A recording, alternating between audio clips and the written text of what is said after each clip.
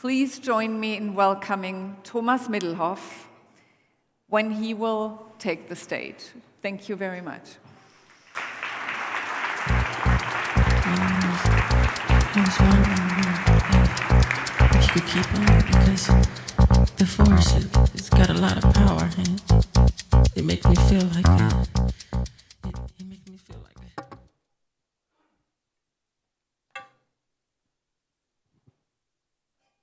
Thank you. You're welcome. And thank you, Sabine, for this kind introduction. Dear guests and friends of Travelgate, dear Travelgate family.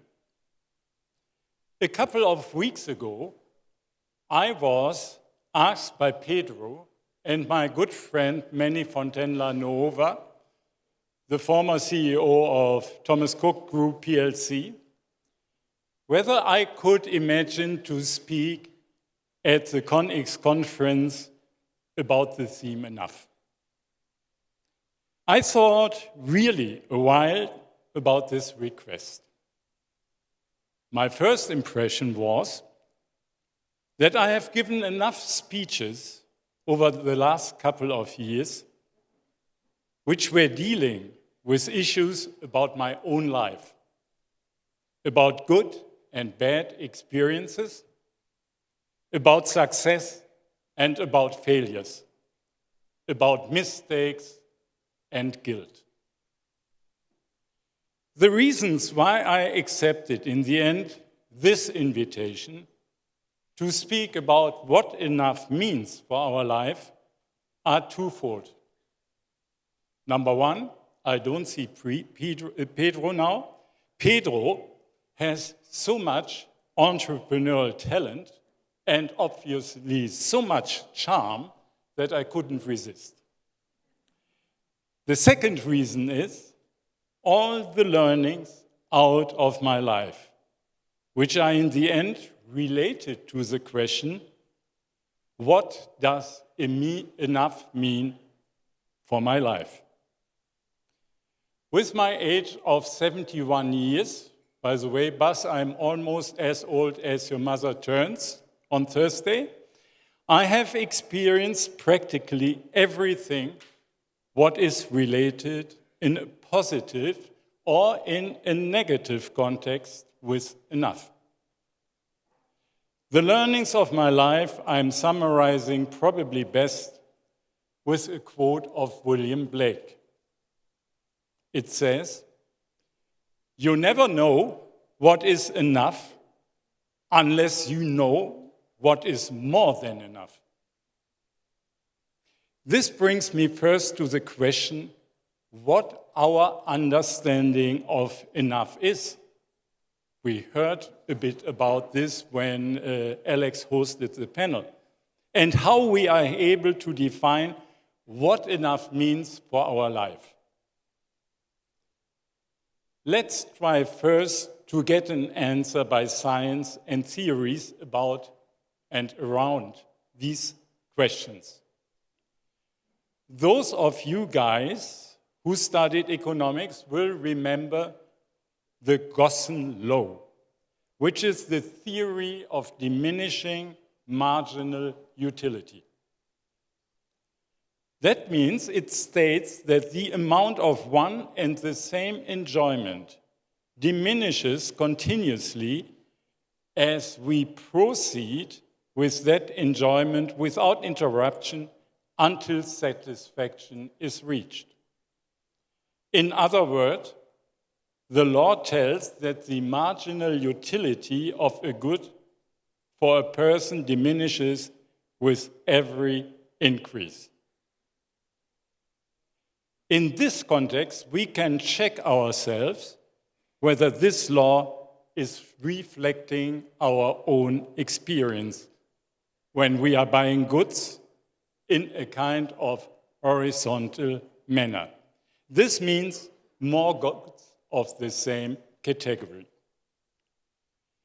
The first car we are buying is practical and good. The next car we are adding to the first car, probably a SUV, Porsche Cayenne for the wife, is starting to create problems to find a big enough parking place. And the third edition, an old-timer convertible for summer days and fun, is in the end more enjoying to stand in the repair shop. And every evening you are struggling about the question, which of the three cars should stand in the garage? Or let us think about drinks you are taking tonight when you are thirsty. The first one is giving you a fresh, revitalizing feeling. The 15th shot you are maybe taking later as night goes on is far beyond any feeling of satisfaction. Tomorrow morning, you are regretting dearly that you had more than enough.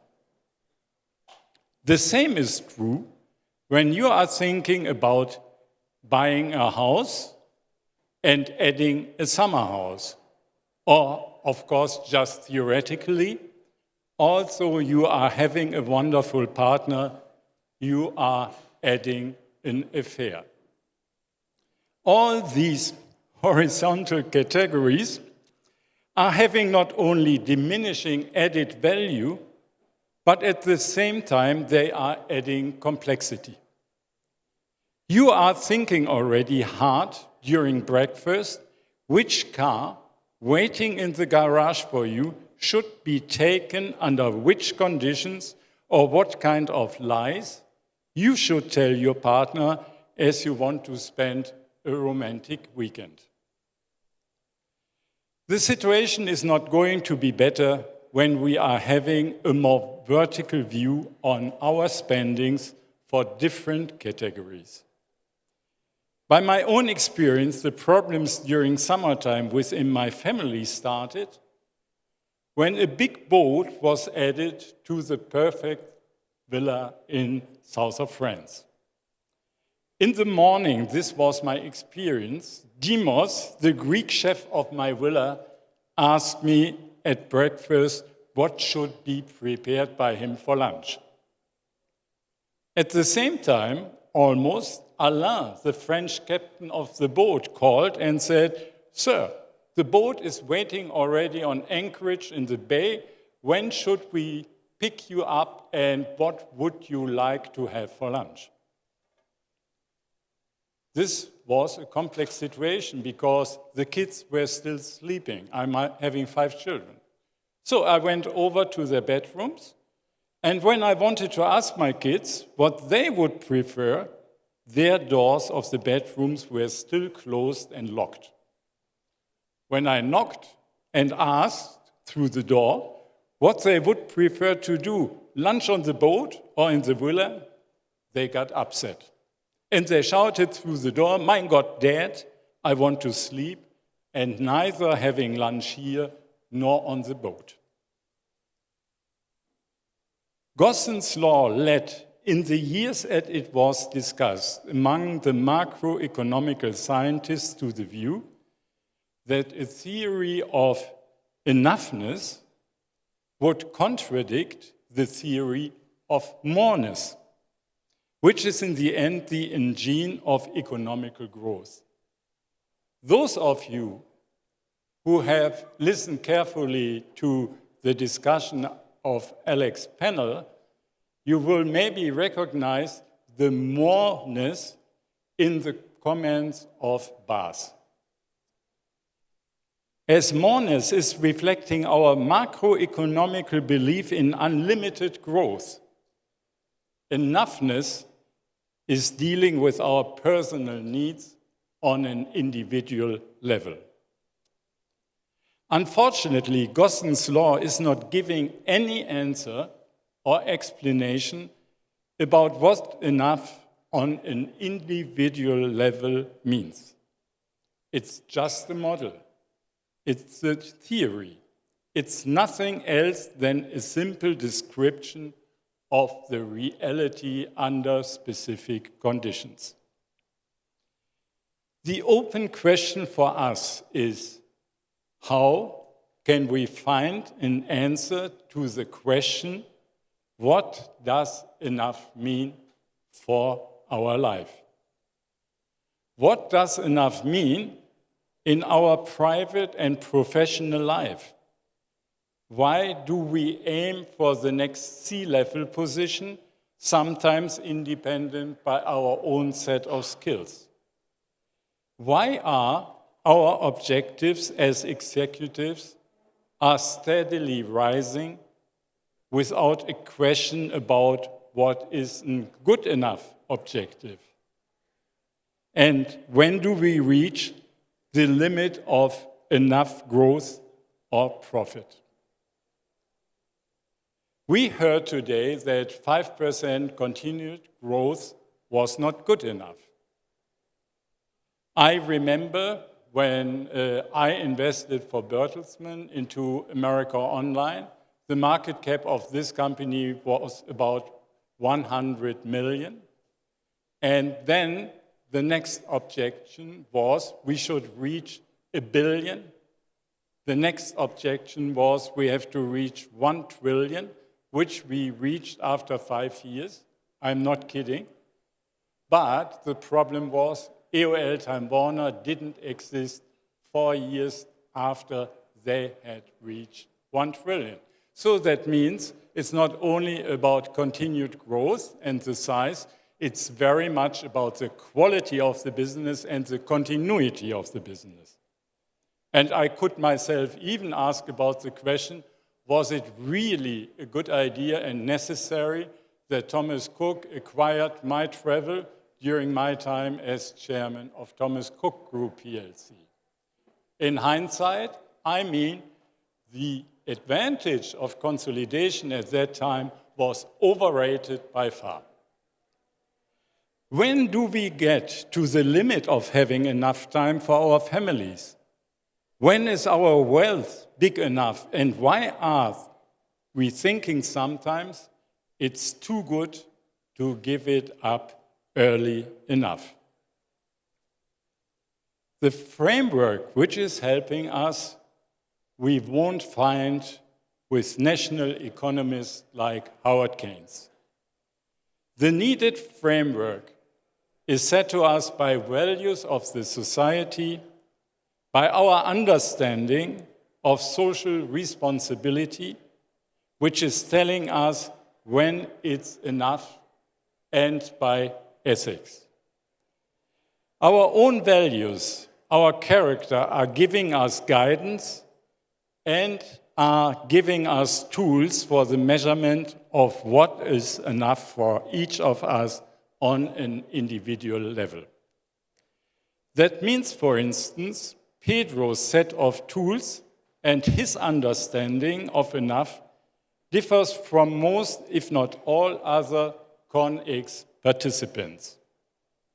But all of us are sharing a common view what our understanding of enough means on a more socially responsible level. Our own character for us is the orientation and the guideline to measure enough. But character is for good or for bad, not set in stone for the rest of our life. As we are preconditioned by our socialization, our character can be impacted by personal experience, like by success or failure, by possession or by income. In other words, how can it happen that we are changing over years our set of ethical values? How can it happen that our character is changing and getting weaker? Why is the level of enough consistently changing? And why are we moving the hurdle of being enough up and further up, sometimes without any limitation? And on a personal level, how could it have happened to me that over the years, enough wasn't any more enough? I would like to give you a personal answer in a nutshell. Let me quote for this saying in the US. The quote goes as following: "Ability takes you to the top, and character keeps you there." I repeat it because it's really important. Ability takes you to the top, and character keeps you there. In the end, speaking about myself, I hadn't enough character that my life continued with continuity. After years of overwhelming success, my character started to change. Principles were not anymore principles, and consequently, as outcome of this, I hit the wall and lost almost everything. My money, my reputation, my freedom. In the end, no one else than me was responsible for it. Not in a legal sense, but in an ethical sense and moral understanding. Looking back, I think it's worth to try to understand how this could have happened. The answer in one sentence is, over the years, with a lot of success, I started to lose ground. And I started to view differently on the question, what would be enough for me and my family? Enough wealth, enough reputation, big enough cars, boats, airplanes, and so on. A wiser cause to understand what enough means for our life than the theory of diminishing added value might be inspired by the traditional Christian idea that the individual level of enough is in fact so hard to judge about that only God is up to the task. We never should forget, when we are analyzing what enough means, that our life, that we are not punished for our sins, but by them. In this context, my understanding is that our character is challenged by a steady process of poisoning, with the outcome that it seems that we don't see anymore any limitation for our needs. In this context, I published a book about why I failed in life, why I hadn't a better understanding or sense of enough. And let me quote John C. Maxwell, who once said, "A man must be big enough to admit his mistakes, smart enough to profit from them, and strong enough to correct them." The typical reasons not being able to understand what enough means, for me, on a personal level, my experience, can be explained by the 7 deathly sins of the Christian religion. They are, I don't ask you whether I'm knowing them, they are pride, greed, envy, lust, intemperance, acedia, and anger. Let me start first with pride. A perfect example for pride was my understanding when I came to an event like Connex. I checked in. I was CEO of Bertelsmann or chairman of Thomas Cook, whatever. I came to the reception and I said, "I am Thomas Middelhoff."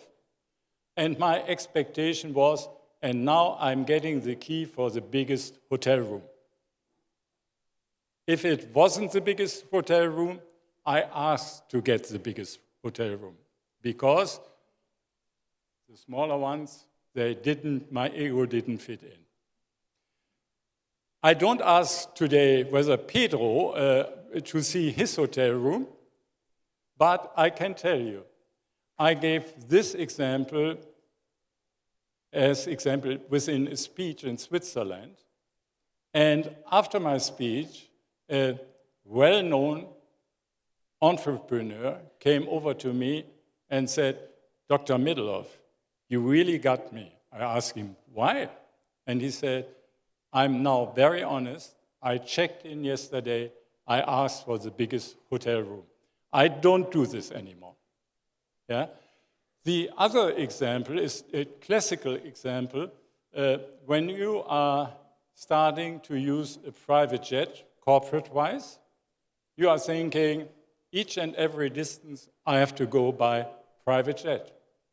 When you are starting to use a helicopter, and Sabine is knowing our former common company used a heli during my time, so you are starting to use it even maybe for a distance of 10 or 15 miles to go from one place like Gütersloh to another like Paderborn.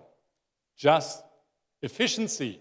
We are speaking so much today about efficiency. It was managerial efficiency, but it was a little bit too much efficiency. In any case, if you have a judgment from outside in, by social responsibility, what other people are thinking. Greed. I didn't feel a lot of greed here in this room, but we have a lot of greed. Speaking about myself, I wasn't really greedy in the beginning as far as money is concerned. I was greedy for image and reputation. I wanted to be in the press. And when my PR director, head of PR at Bertelsmann, got me a Fortune cover piece, I saw it, I said, oh, I love that. When can I get one of Forbes? When I got Wall Street Journal cover story, I asked, and Financial Times? The problem is, it was not about the company.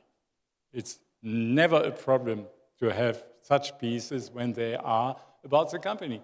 I wanted to get these pieces about me, for my ego, for my good feeling, and so on. And then this process, this spiral, is going on because you are thinking, I'm important, yes, I'm on the same level. My generation was Jeff Bezos, Bill Gates, and so on, Steve Jobs. I'm the same level. So, and now I can ask for the same income. So, and my contract as Bertelsmann started to change. I was already the best paid executive in Europe. And then I said, no one else working with and for Bertelsmann can get more money than me. I got the contract like this. And this was including, for instance, an artist like Whitney Houston, which was one of the singers of Bertelsmann. I wasn't this way in the beginning. Yeah, I started really with a very, very modest income as an apprentice in printing plant of Bertelsmann. But I grew with the company, and it seemed there was no limitation, and nobody set me any limitation. The next one is intemperance. Always your feeling that this should have been reached earlier, 1 year earlier, 2 years earlier, and so on. And for me, it was today such a learning experience and astonishing. When you guys are speaking about AI, I am thinking like this was a way, like we have spoken 1995 when internet came up. Exactly the same. Disruption, all this stuff. But you can believe me. This is the business experience. It's always overrated in the beginning and underestimated how much time it will need. So, but intemperance means you are pushing, pushing, pushing, and you are giving up a lot of your personal time, and you are losing the focus of enough. The next one, which is correlated with intemperance, is acedia. I'm sure not everybody will know and understand what acedia means. Acedia means the inability to live in the moment. And if you ask me, this is the biggest mistake you ever can make. Unfortunately, I was such a guy. I was never, ever in the moment. When I arrived in New York, I thought already, okay, and departure tomorrow to wherever.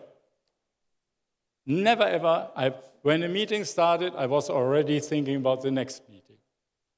And when I was first day vacation, I was thinking, oh, in 2 days you can leave because you have the next meeting. The outcome of acedia is a horrendous one. I give you one personal example. There was a famous court case between a big media entrepreneur, his name was Leo Kirch, and Bertelsmann. Leo Kirch sued Deutsche Bank for about 1 billion because he said, this bank put me into insolvency. And he said, this was plotted by former Chancellor Schröder of Germany and Thomas Middelhoff as CEO of Bertelsmann. I had to go to court because it was a civil case.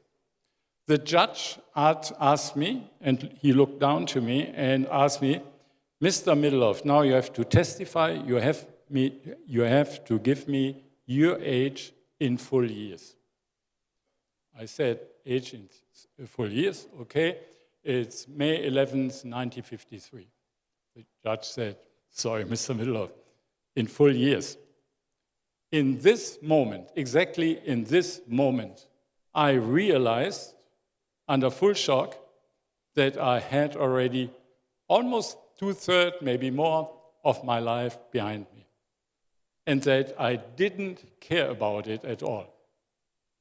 So, and I could continue with the story because I did end up that I gave him 2 times more the wrong age because my brain started to panic and not to realize that I reached already 60.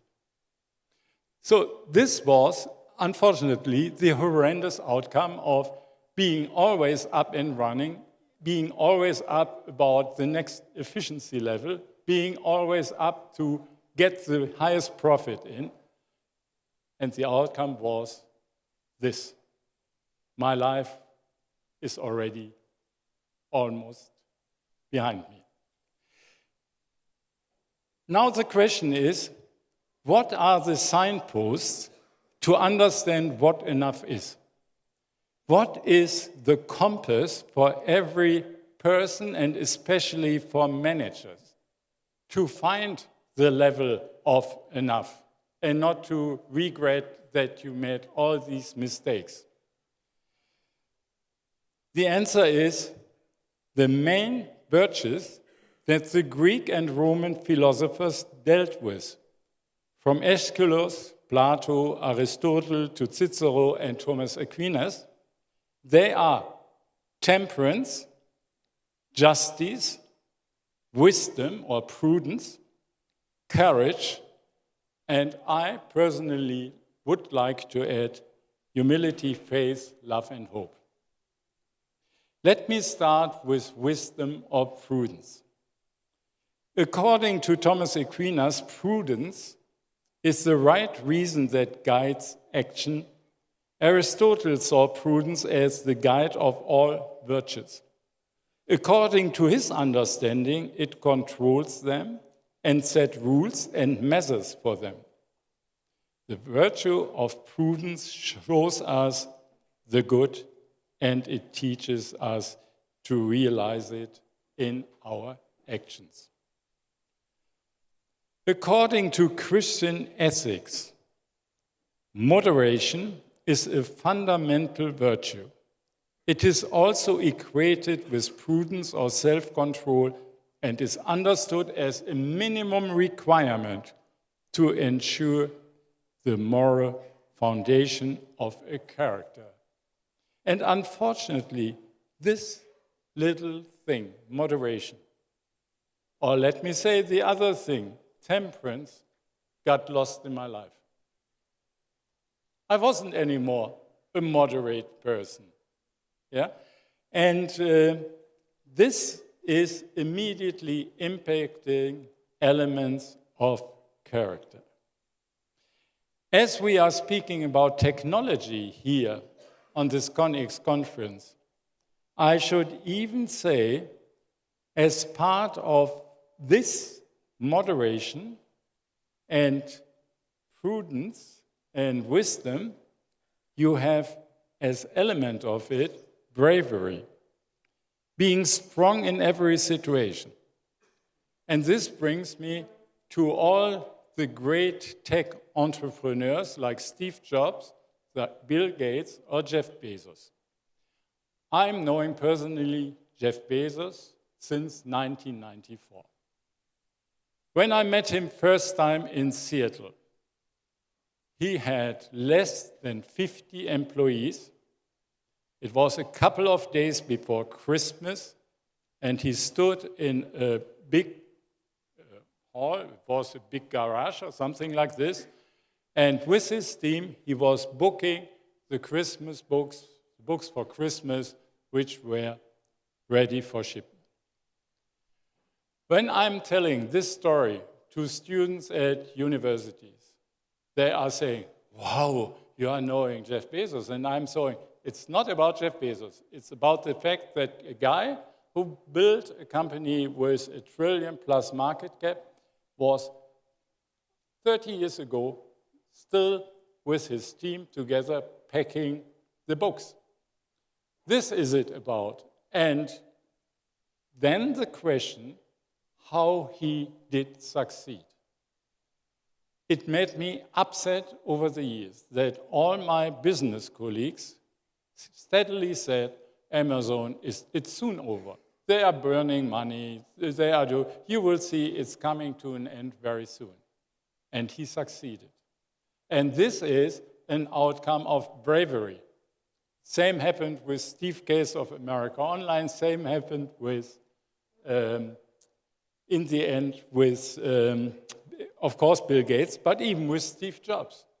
Steve Jobs said once, getting kicked out of Apple was the best thing that could have happened to me. The heaviness of success has been replaced by the ease of being a beginner again.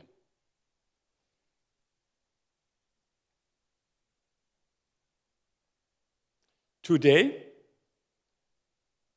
I can tell you, as, let me say, kind of summary of my life, the moment when I had lost everything, what seemed important to me in my life, I learned that in this moment I had enough.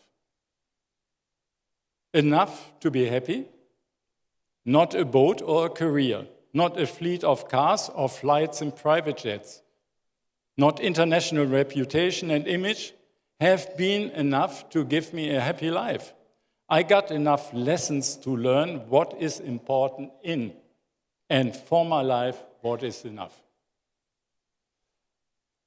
Coming to an end of my speech, I would like to quote the epitaph of the tombstone of Alexander the Great.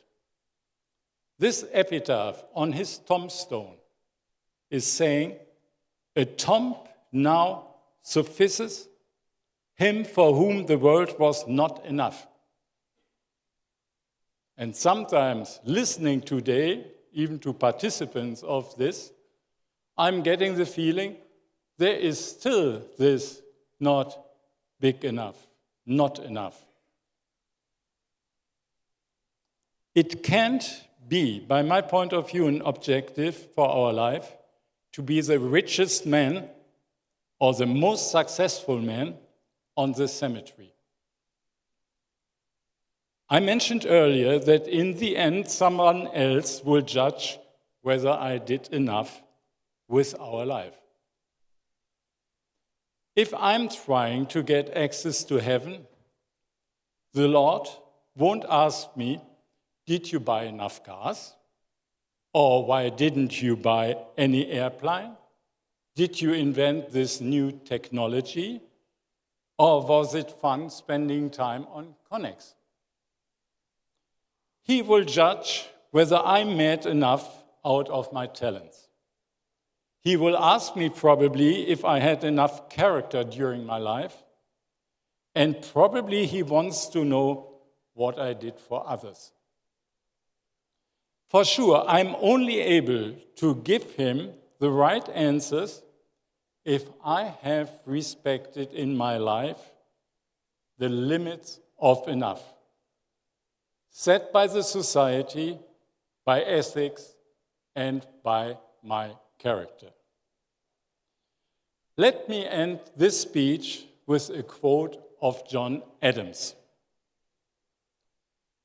The longer I live, the more I read, the more patiently I think, and the more anxiously I inquire, the less I seem to know. But this is what I'm knowing. Do justly, love mercy, walk humbly. This is enough.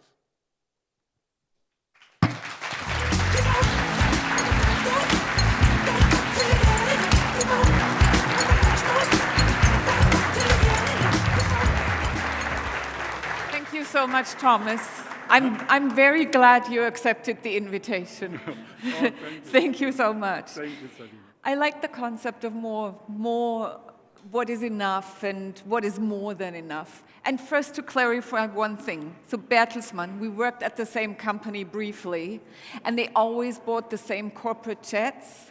But I wasn't at your level, and I traveled with my CEO on the small corporate jet. I always got the seat to fly backwards.